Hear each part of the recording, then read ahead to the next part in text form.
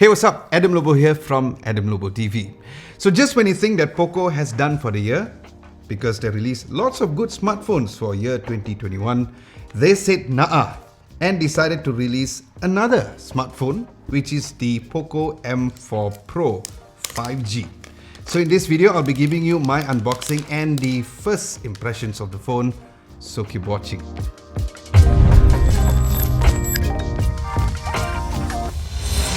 Now the Poco M4 Pro 5G comes in a yellow box with the Poco M4 Pro text in the middle.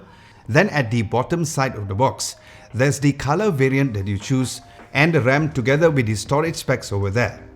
Opening the box reveals another smaller yellow box where in there's the SIM ejector pin on the outside, and inside there's the Poco stickers, a quick safety info, the quick start guide and the warranty card, and a clear phone case.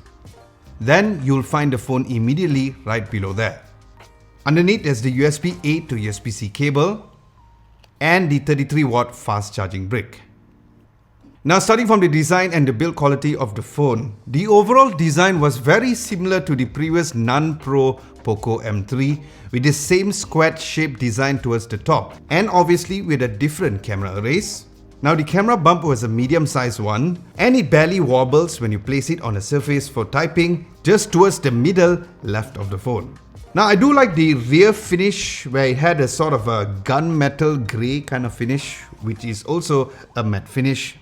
And while it doesn't attract fingerprints like a typical glossy finish, but it does attract smudges, so keep that in mind. Now in terms of the color options, the one which I have is called Power Black, which to me again looks more like a grey color and is available in Poco Yellow and Cool Blue.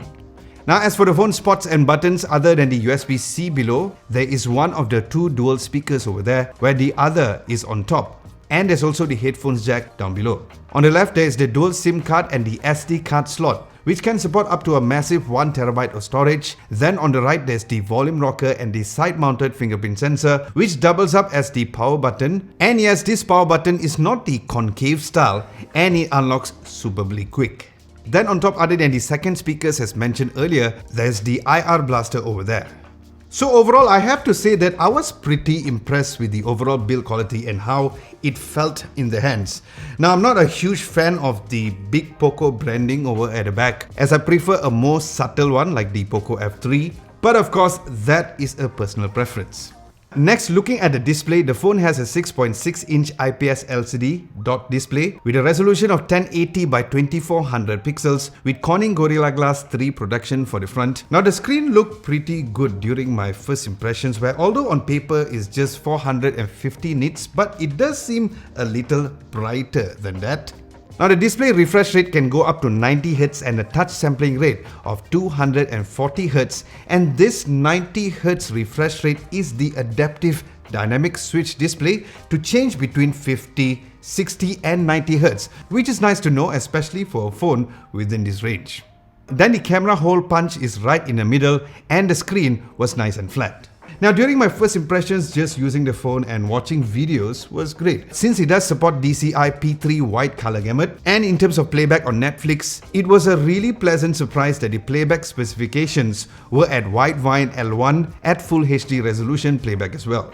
Now in terms of the cameras, the main rear camera is a 50 megapixel f1.8 aperture and the other camera is an 8 megapixel f2.2 ultra wide camera. So yes, although it looks like it has a 5 camera array besides the flash placed over there, there are only 2 rear lenses, and I find this quite comical, as I would prefer to see just a 2 camera design rather than just putting 2 extra circles over there which says AI and a red dot over there.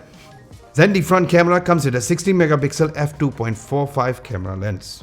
Now based on my quick test shots, the front camera pictures were really nice with great skin tones, and the subject to background blur for the portrait selfie was also really good too. Then the rear lenses for the ultra wide and the main lens was also nice, and there's also a 2x digital zoom in the camera app as well.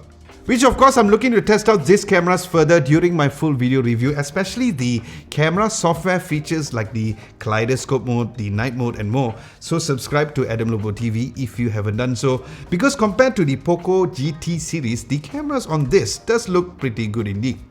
Now as for video, the rear camera maxes out at 1080 60 frames per second, and the front camera also records up to 1080p but up to 30 frames per second. Now image stabilization for the front camera and the rear camera was really good, which was nice to know, and the video quality was great, especially for an M series of the Poco phone.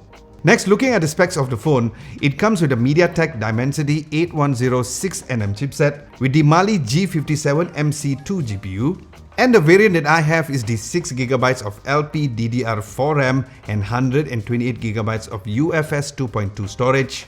Then as for the battery, the phone has 5000 mAh of battery, which I'm looking to see how the battery performs during my daily usage. And the phone also has fast charging up to 33 watts, where the charger comes inside of the box as seen earlier. Then in terms of software, the phone comes pre-installed with MIUI version 12.5.1 on top of Android 11, which I shall see how the software performs, because during my first impressions, it seems pretty good. So as of the recording of this video, there's no official price for the phone that have been announced yet here in Malaysia. So stay tuned for that, where I'll either update at the pinned comment below on the pricing or at the description, and even during my full video review. So guys, with this, do let me know what you would like to specifically know about the Poco M4 Pro down at the comment section below, and either I'll reply to your comments directly down there, or I might be answering them during my full video review of the phone. Aside from that, thank you so much for watching. Hope you guys enjoyed this quick first impressions video and of course the unboxing of the phone. My name is Adam Lobo and I'll see you in my next video.